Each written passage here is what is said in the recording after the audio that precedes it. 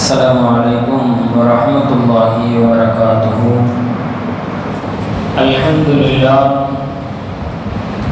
Alhamdulillah rabbil alamin. Wassalatu wassalamu ala afdalil anbiya'i wal mursalin Sayyidina Muhammadin sallallahu alaihi wa ala alihi wa ashabihi ajma'in, amma ba'd. فقد قال الله تبارك وتعالى في كلامه القديم والفرقان المجيد: أعوذ بالله السميع العظيم بفضل بسم الله الرحمن الرحيم وما أنفقتم من شيء فهو يخلفه وهو خير الرازقين. صدق الله المولان العظيم. وقال نبينا محمد المصطفى رسول الله صلى الله عليه وسلم: إن الله يحب أن يرى عبده تعبا في طلب الحلال، أو كما قال عليه الصلاة والتسليم.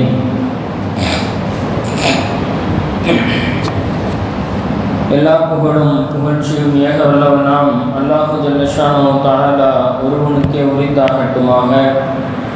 அண்ணலம் பெருமானார் நம் ஈருலக மேலான ஈருலக தலைவர் கண்மணி நாயகம் முஹம்மது ரசூலுல்லாஹி ஸல்லல்லாஹு அலைஹி வஸல்லம் அன்னவர்களின் மீதும் அன்னவர்களின் வழிமுறைகளை பின்பற்றி வாழ்ந்த சத்திய சஹாபா பெருமக்கள், தாபீன்கள், நல்லோர்கள், நாதாக்கள், நாம் நம் குடும்பத்தார்கள், உலகிலே உண்டான அனைத்து சமூக மக்களின் மீதும் அல்லாஹுவின் அன்பும் அருளும் கருணையும் கிருபையும் என்றென்றும் குறைவின்றி நிறைவாக உண்டாவதாக. ஆமீன். அன்பான அல்லாஹ்வின் நல்லடியார்களே, அல்லாஹு ஜல்ல ஷானஹு தஆலா இந்த உலகத்திலே மனிதன் தன்னுடைய வாழ்க்கையை சீரான முறையிலே அமைத்து கொள்ள வேண்டும் என்பதற்காக, மனிதனுடைய தேவைகள் அவ்வப்போது சரியான முறையில் நிறைவேற வேண்டும் என்பதற்காக அல்லாஹ் இந்த மனிதர்களுடைய தேவைகளை பல்வேறு விதங்களிலே பூர்த்தி செய்கின்றான், நிறைவு செய்து தருகின்றான். மனிதனுடைய தேவைகளில் பெரும்பான்மையான நிறைவை அவனுடைய கரங்களாலேயே ஏற்படுத்தி கொள்ள வேண்டும் என்ற அடிப்படையிலே அல்லாஹ் வியாபாரங்களை அமைத்திருக்கின்றான், தொழில்துறைகளை அல்லாஹ் அமைத்து தந்திருக்கின்றான். அல்லாஹு ஜல்ல ஷானஹு தஆலா இந்த உலகத்திலே ஒரு விஷயத்தை செய்வதாக இருந்தால் அதை ஏதாவது ஒரு காரியங்களை கொண்டுதான் செய்கின்றான். அல்லாஹ் நினைத்தால் பனி இஸ்ரவேலர்களுக்கு கொடுத்ததை போன்று வானிலிருந்து உணவை இறக்கிவிட முடியும். அல்லாஹ் நினைத்தால் எந்த ஒரு முயற்சியும் செய்யாமல் இந்த மனிதனுக்கு கொடுத்து விட முடியும். ஆனால் இந்த உலகத்தினுடைய எல்லா விஷயங்களையும் ஒரு காரணத்தை அடிப்படையாக வைத்துதான் அல்லாஹ் செயல்படுத்துகின்றான். அப்படி மனிதனுடைய தேவைகள், அவனுடைய குடும்பத்தினுடைய தேவைகள் நிறைவேறுவதை அவன் செய்கின்ற வியாபாரம், தொழிலின் மூலமாக அவனுடைய தேவைகளை அவனே நிறைவேற்றி கொள்ள வேண்டும் என்ற அடிப்படையிலே தான் இந்த உலகத்திலே மனித வாழ்க்கையினுடைய தேவைகள் நகர்ந்து கொண்டிருக்கின்றது என்பதை நாம் பார்க்கின்றோம். ஒரு மனிதன் தனக்காக உழைத்துக் கொள்வது, தன்னுடைய தேவையை நிறைவேற்றுவதற்காக அடுத்தவர்களிடத்திலே யாசகம் கேட்காமல், கையை நீட்டாமல் தன்னுடைய கரங்களால் உழைத்துக் கொள்வதை மார்க்கம் அதை கடமையாக ஆக்கியிருக்கின்றது.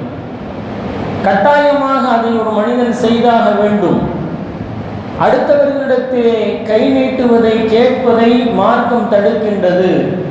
உன்னால் முடிந்த அளவு நீ வியாபாரம் செய்தோ, தொழில் செய்தோ உன்னுடைய தேவைகளையும் உன் குடும்பத்தினுடைய தேவைகளையும் நிறைவேற்றி கொள்ள வேண்டும் என்று நமக்கு மார்க்கம் கட்டளையிடுகின்றது. எனவேதான் அல்லாஹ் ஜல்ல ஷானஹு தஆலா கடமையான 5 நேர தொழுகைகளுக்கு பின்னால் நபி ஸல்லல்லாஹு அலைஹி வஸல்லம் அவர்கள் சொல்லுவார்கள், கடமையான 5 நேர தொழுகைகளுக்கு பின்னால் ஒரு மனிதனுக்கு கடமை என்பது அவன் தன்னுடைய குடும்பத்திற்காக சம்பாதிப்பது என்று சொன்னார்கள் பெருமானார் ஸல்லல்லாஹு அலைஹி வஸல்லம் அவர்கள். தலபு கஸ்பில் ஹலாலி ஃபரீதத்தும் பஅதல் ஃபரீதா, ஃபரலான கடமைக்கு பின்னால் ஒரு மனிதனுக்கு உண்டான ஃபரல் என்பது ஹலாலான முறையிலே அவன் தன்னுடைய தேவைகளை நிறைவேற்றுவதற்காக பொருளாதாரங்களை தேடுவது ஃபரல் என்று சொன்னார்கள்.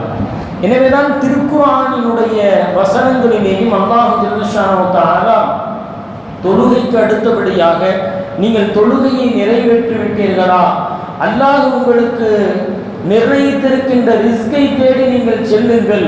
ஃபைதா குதியத்திஸ் ஸலாத்து, தொழுகையை நிறைவேற்றிவிட்டால் ஃபந்தஷிரு ஃபில் அர்தி, பூமியிலே நீங்கள் விரைந்து செல்லுங்கள்.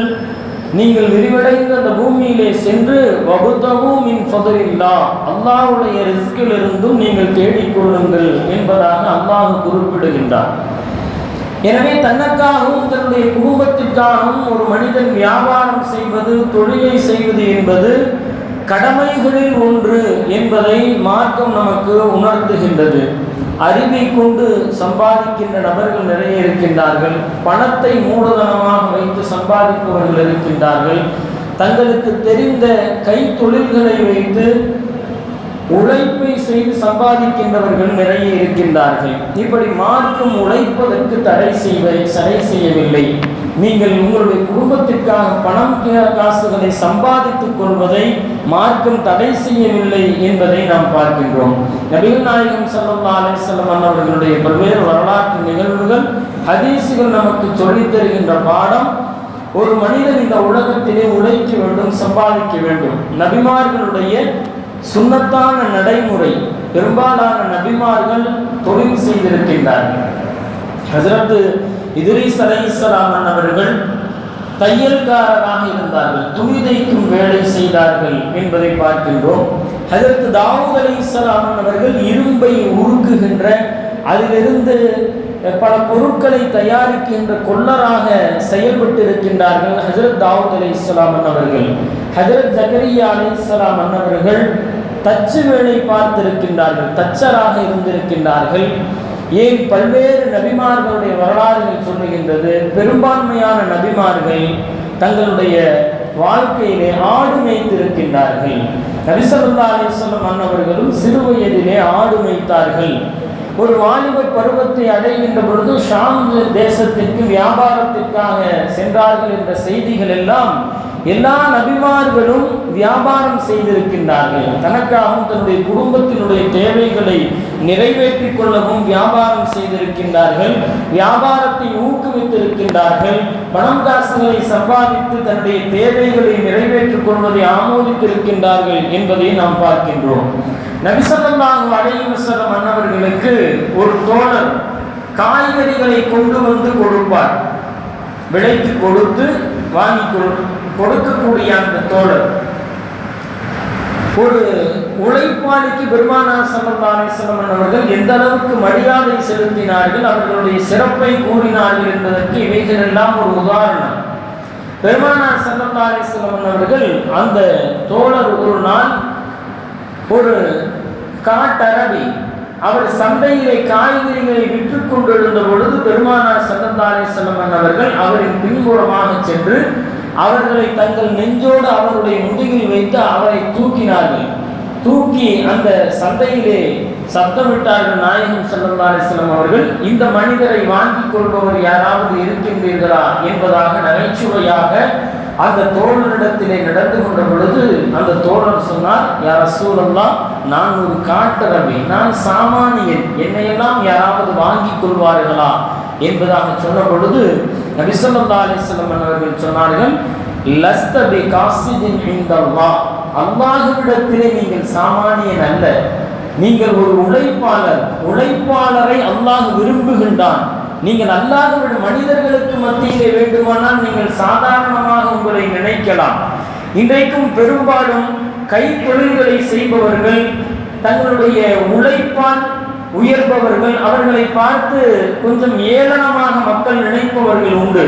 ஆனால் அவர்கள் அல்லாஹ்வுக்கு பிடித்தமானவர்கள் என்ற செய்தியை நபி ஸல்லல்லாஹு அலைஹி வஸல்லம் அவர்கள் பதிவு செய்கின்றார்கள்.